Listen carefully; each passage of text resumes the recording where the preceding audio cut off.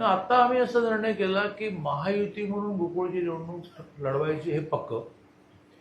जोपर्यंत कच्ची यादी आणि मग पुढे पक्की यादी होत नाही तोपर्यंत किती संस्था ह्या मतदार राहिल्या हे क्लिअर होत नाही.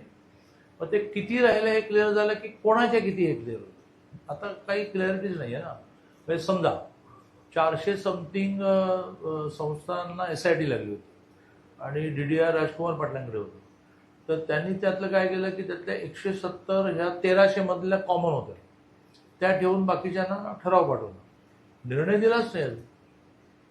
तो निर्णय उरलेल्या अंदाजे 300चा जेव्हा ते लिहितील त्यात समजा काही संस्था ह्या रद्द ठरल्या तर त्यांना ठराव दिलेला असूनही मतदान करतात. इकडे 1300कडे येऊ.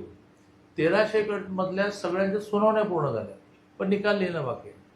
की 1300 पैकी 1300 व्हॅलिड असंही म्हणतील, 1300 पैकी 1300 कॅन्सर म्हणतील. त्यामुळे फायनल यादी ज्याला आपल्या सहकार भाषेमध्ये कच्ची पक्की म्हणतो ती झाल्याशिवाय नेमके मतदार किती, कोणाचे किती हे क्लिअर होणार नाही. त्याच्यावर क्लेम ठरेल. आता समजा अशी कल्पना करू की मी काही फिगर बोलली की आणि ती खरं ठरले की म्हणणं घ्यायला आधी माहिती होतं.